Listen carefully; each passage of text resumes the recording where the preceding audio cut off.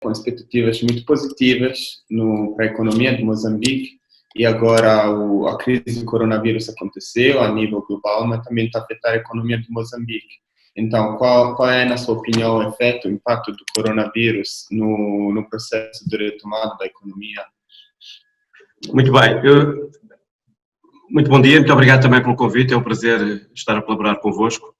Eu dividiria o tema em três questões. Em primeiro lugar, um impacto global, não é? Este surto da pandemia e sobretudo, as medidas que têm sido tomadas por muitos países, incluindo Moçambique, nomeadamente com o confinamento das pessoas nas suas casas, têm consequências económicas muito significativas. As previsões do crescimento a nível global para 2020 apontam para um decréscimo de 3% do produto interno bruto a nível global, o que é, a ser verdade, é um valor histórico muito negativo e que vai afetar todas as economias do planeta. Será, desde a Grande Depressão, a primeira vez que vão estar todas as economias, quer as economias avançadas, quer as economias emergentes, em recessão. Neste contexto, naturalmente, a África subsaariana vai também ter um impacto forte. O FMI prevê que na África subsaariana haja uma contração de 1,6% em 2020. E, naturalmente, Moçambique não pode ficar fora deste quadro, não é? E Moçambique vai ter também um impacto significativo na sua economia e vai, de certa forma, interromper uma recuperação que se esperava após os ciclones de 2019. Esperava-se para 2020 que Moçambique entrasse num novo ciclo e havia já um certo consenso de que, de facto, o crescimento ia ser bastante mais robusto, sendo que as previsões no início do ano apontavam para crescimentos superiores a 5%. E, portanto, de facto, aqui já se percebe o impacto que vai ter esta pandemia na economia moçambicana. O FMI prevê para 2020 um crescimento ainda assim de 2% positivos. Muitas pessoas acham que é uma previsão ainda assim otimista, uma vez que já se notam na economia interrupções significativas de algumas atividades, desde logo os serviços, os transportes, a própria indústria, e por isso há também impactos fortes a nível das exportações e um crescimento de 2%, sendo mau para uma economia como Moçambique, poderá mesmo assim ser otimista. Um segundo aspecto que eu acho que é bastante relevante e que também tinha a ver com o ciclo económico que nós vivíamos em Moçambique neste momento, tem a ver com a consolidação fiscal. Como sabemos, Moçambique tem um espaço fiscal muito limitado e tem uma dívida pública muito alta. E estava num processo de consolidação fiscal e de controle da sua dívida pública. No entanto, com a pandemia, o governo viu-se obrigado a tomar medidas que vão necessariamente aumentar os gastos públicos, nomeadamente na saúde, na proteção social, também no apoio às empresas, e, portanto, estas medidas vão naturalmente atrasar essa consolidação fiscal que estava a começar a ocorrer e vai pôr maior pressão novamente na dívida pública. Felizmente, o FMI, através do seu Conselho Executivo, aprovou recentemente um desembolso de cerca de 300 milhões de dólares para ajudar Moçambique a atender às necessidades fiscais e também à sua balança de pagamentos decorrentes do tema do Covid-19, e isto poderá ser, de facto, um balão de oxigênio bastante relevante para que 2020 não seja tão mau como poderia ser se não fosse esta ajuda externa. O terceiro aspecto, que é muito relevante também, é o atraso nos investimentos diretos estrangeiros e nos projetos do gás natural. Mesmo os projetos que já estão neste momento em andamento, aquilo que eu tenho ouvido dizer de pessoas próximas é que provavelmente iremos ter um atraso não inferior a um ano, o que é bastante significativo. Mas uma outra decisão que já foi tomada e que é muito importante pela negativa foi o adiamento da decisão de investimento da ExxonMobil,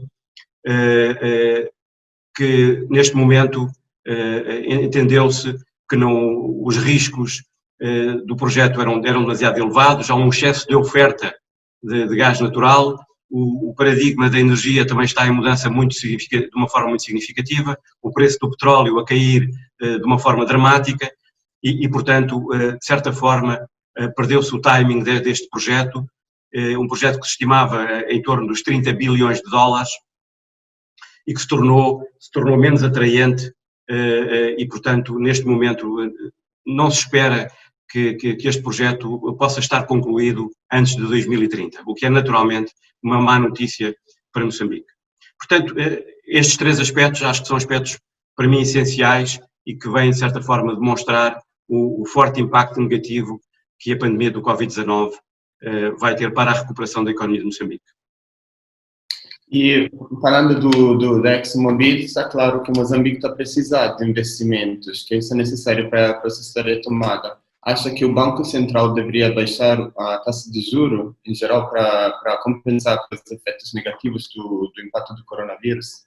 Na verdade, o Banco Central já o fez, não é? O Banco Central recentemente baixou as taxas de juros em 150 basis points e fortaleceu também com algumas medidas a liquidez adicional no mercado, quer em moeda nacional, quer em moeda estrangeira, também com a descida das reservas obrigatórias dos bancos.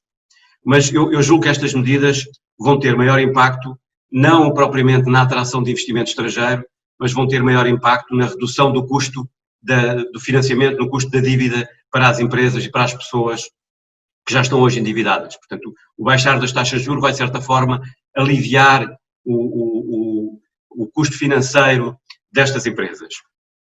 E também julgo que estas medidas não vão ter grande impacto no novo crédito, porque hoje as pessoas e as empresas já estão fortemente endividadas, a qualidade do risco não é muito boa e essa qualidade vem agora diminuir também com esta situação, porque as pessoas muitas vão perder o emprego ou vão ter os seus salários reduzidos, as empresas vão estar em grandes dificuldades e, portanto, o apetite do risco também não vai ser muito grande para dar muito mais crédito à economia. Portanto, eu acho que estas medidas claramente vão ter um impacto maior na redução do custo financeiro do que propriamente na atração de novo crédito ou de investimento direto estrangeiro. De qualquer forma, a redução da taxa de juro terá que ser também, de alguma forma, na minha opinião, cautelosa, porque uma redução mais forte nas taxas de juro pode levar a um aumento do consumo, pode levar a um aumento da inflação e uma desvalorização da moeda, uma situação que nós vivemos em finais de 2015, 2016 e que certamente as autoridades não quererão que volte nesta fase ao país, porque seria claramente uma situação ainda mais dramática. E o que vai fazer o setor bancário para assistir o país no meio da crise do coronavírus? Bom, o setor bancário, como todos sabemos, é um setor que é fundamental para o desenvolvimento da economia, é um setor que é, de certa forma, um intermediário do desenvolvimento da economia e nesta fase, obviamente, tem que ter o seu papel também, o seu papel importante. Bom, antes de mais, já foram tomadas um conjunto de medidas para reduzir o custo de transações dos serviços bancários, tais como transações em POS, nos ATMs, nos dispositivos móveis e também transações entre os bancos e as carteiras eletrónicas, como por exemplo o M-Pesa. Inclusivamente o Banco de Moçambique teve uma ação proativa em que impôs um conjunto de reduções, algumas para zero, portanto transações que se tornaram gratuitas durante um período de tempo e outras transações que ficaram com grandes reduções do seu custo para os clientes.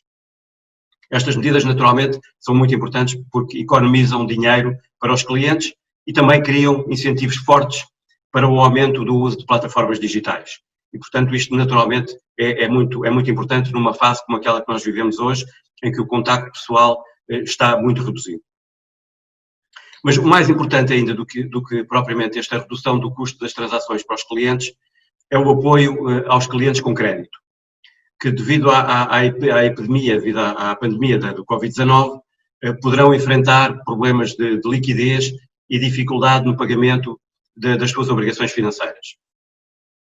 E isto pode ter um grande impacto nas instituições de crédito, nos bancos, uma vez que os atrasos de pagamento das obrigações de crédito dos nossos clientes podem levar a um grande aumento dos NPLs, do crédito mal parado.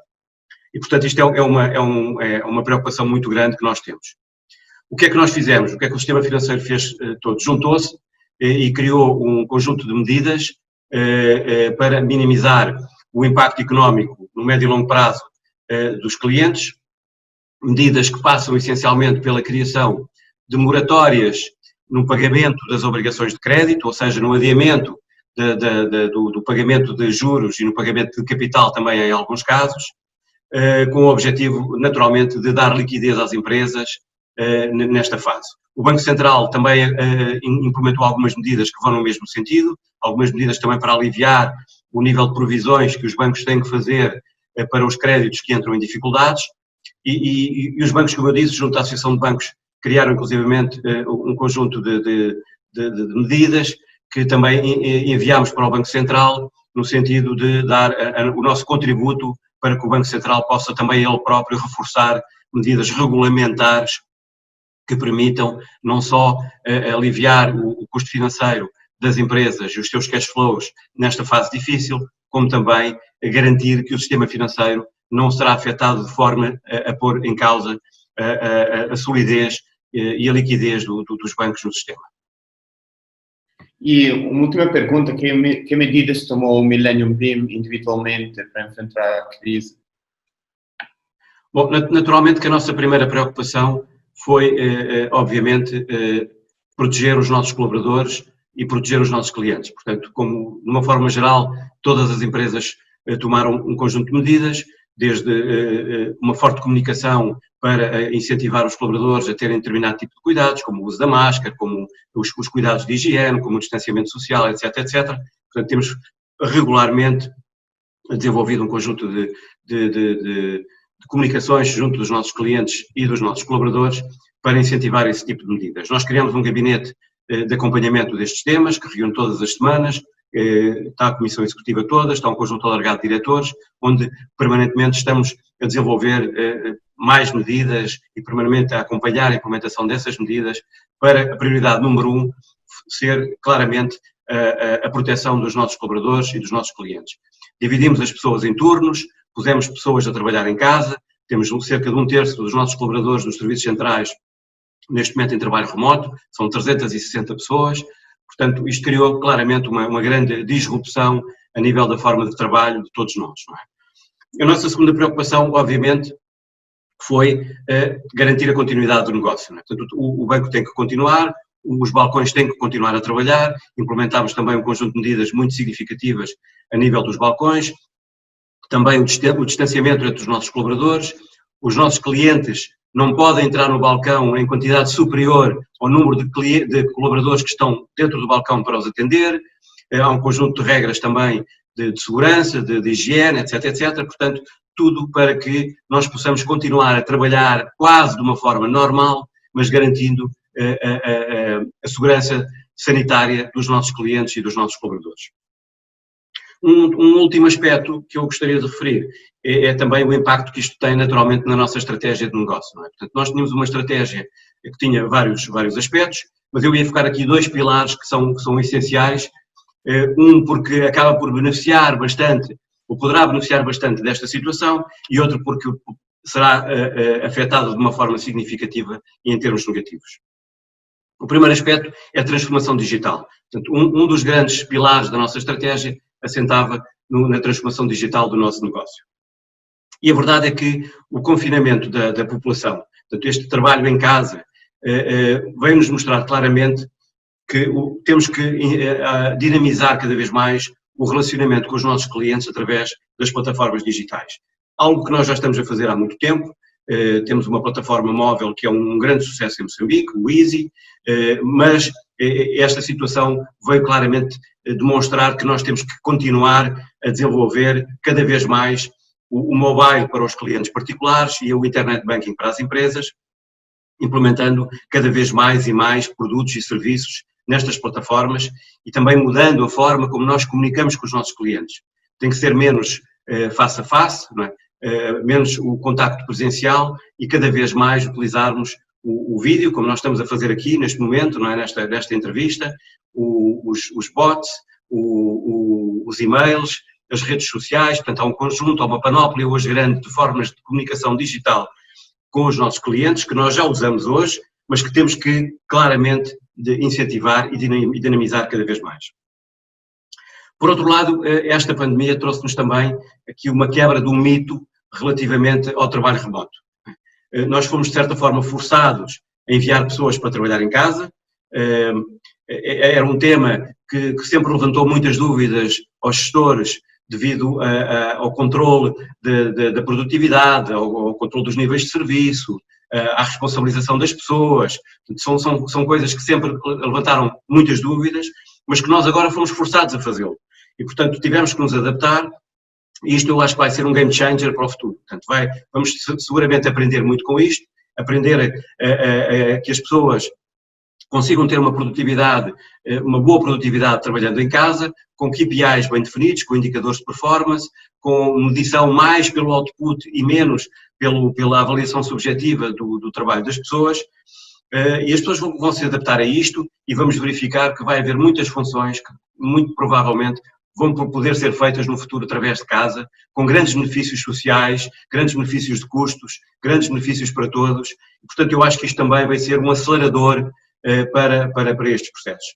Portanto, eu diria que em relação a este tema da transformação digital, a pandemia acabou por ser um acelerador de todos estes projetos que estavam em curso, de uma forma geral, nas organizações.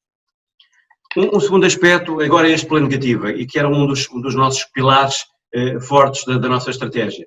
Tinha a ver com o desenvolvimento do nosso negócio dentro do ecossistema dos grandes projetos. Principalmente, naturalmente, os projetos do gás, que seriam um trigger, que seriam, esperamos todos nós, um trigger para o desenvolvimento também do conteúdo local. Portanto, todo o ecossistema em volta dos grandes projetos era um tema que nós viemos trabalhando ao longo dos anos, sempre esperando pelas decisões de investimento destes projetos, que se foram adiadas anos atrás de anos, como todos sabemos, mas que finalmente em 2017 se tornaram uma realidade. Portanto, houve dois grandes projetos que foram aprovados, um onshore e outro offshore, e que vieram trazer aqui uma expectativa completamente diferente relativamente ao desenvolvimento de todos estes projetos. Naturalmente, nós posicionámos-nos para acompanhar este desenvolvimimento, para acompanhar o desenvolvimento do conteúdo local e deste ecossistema, e estávamos com uma grande expectativa e era de facto um pilar muito importante da nossa estratégia, todo o desenvolvimento à volta destas matérias. Infelizmente a pandemia, neste caso, veio ser um grande retrocesso.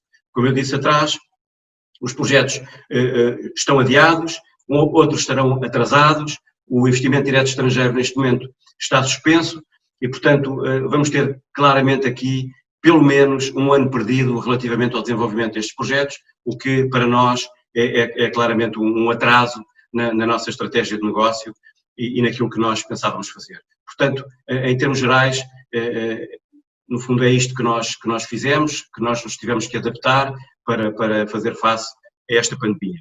Dito isto, e um pouco se calhar em termos de conclusão, o facto de Moçambique ter tido uma crise forte no final de 2015, 2016, e que fez com que houvesse uma transformação do sistema financeiro muito significativa, nomeadamente ao nível do reforço dos seus capitais e no reforço da sua liquidez, fez com que, por exemplo, o Millennium BIM, neste momento, esteja com uma posição de liquidez muitíssimo favorável, uma posição de liquidez absolutamente extraordinária, e também um reforço dos seus capitais, com o rácio do capital que ronda os 45%, o que é um indicador que é absolutamente fora do normal a nível mundial, portanto, demonstrando uma fortíssima liquidez e uma fortíssima robustez do seu balanço, o que nos dá total confiança de que nós vamos passar esta fase da pandemia com a capacidade para proteger os nossos colaboradores, com a capacidade para proteger os nossos clientes e com a capacidade, fundamentalmente, para poder absorver, sem impactos significativos no nosso balanço e na nossa conta de exploração,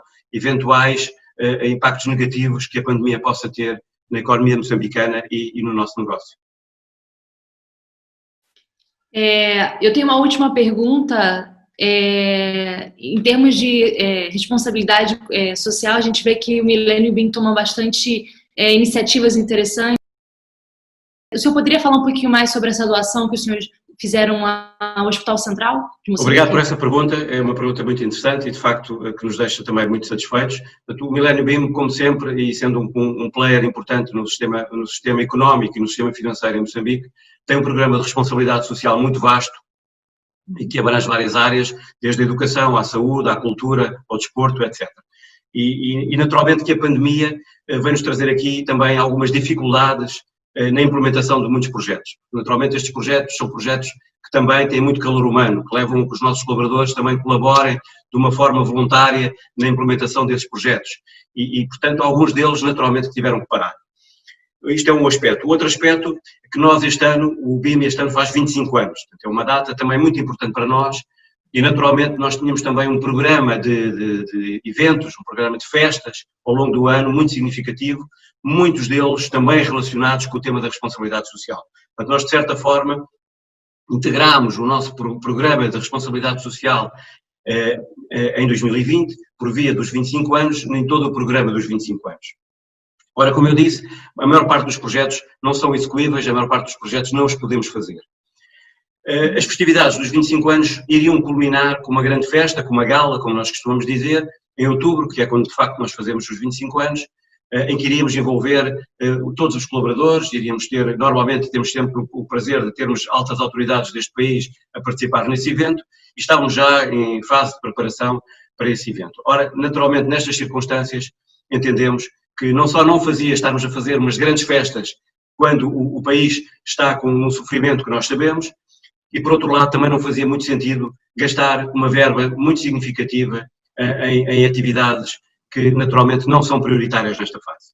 E portanto o banco tomou uma decisão, nos pareceu uma decisão de extremo bom senso e de enorme responsabilidade social corporativa, que foi cancelar todas as festividades dos 25 anos e fazer um donativo de 15 milhões de meticais para o Hospital Central de Maputo, sendo que o Hospital Central de Maputo, como a principal unidade médica do país, pública, vai ser naturalmente um ponto fulcral do combate à pandemia e que tem naturalmente bastantes carências em termos de equipamentos, em termos de salas, e portanto entendemos que com este contributo poderemos permitir um desenvolvimento muito significativo da unidade de pneumologia, equipando-a com os equipamentos necessários para que o hospital possa ter uma resposta bastante mais positiva para fazer face às necessidades da população relativamente à pandemia.